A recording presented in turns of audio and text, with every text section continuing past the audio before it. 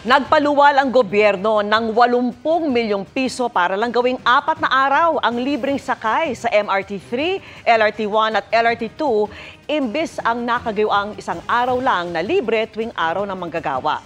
Pakiusap po ng palasyo, huwag nang malisyahan ang benepisyong nataon ilang araw bago ang eleksyon. At nakatutok si Dano Tingkungko.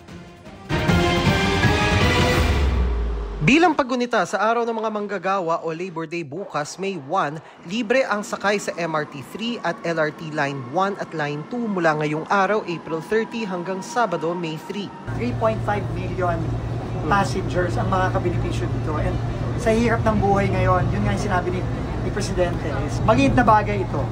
Maliit na bagay ito para to give back to our workers. Sabi ng DOTR, nasa 80 million pesos ang tinatayang revenue loss o lugi ng gobyerno sa 4 na araw na libreng sakay.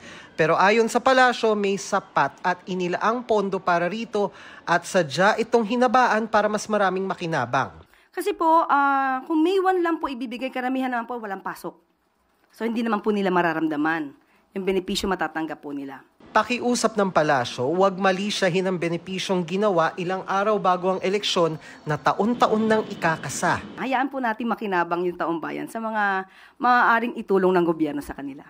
Sa unang araw ng libreng sakay, sumakay ng tren si Transportation Secretary Vince Dizon mula MRT pa LRT. Napakaganda ng LRT2. Pero marami pa rin mga issues na kailangan natin i-address.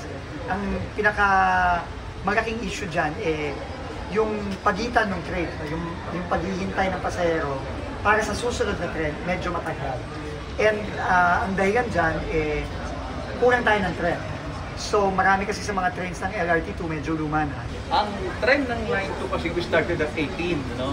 But through the years, 8 doon sira na. So 10 na lang yung naiiwan. Advice ng consultant, ng expert, parang luma na yung mga parts, obsolete na, wala nang mga nagmamanufacture yan. Bumili na ng bago. Yeah. So yun ang tinitingnan namin ngayon.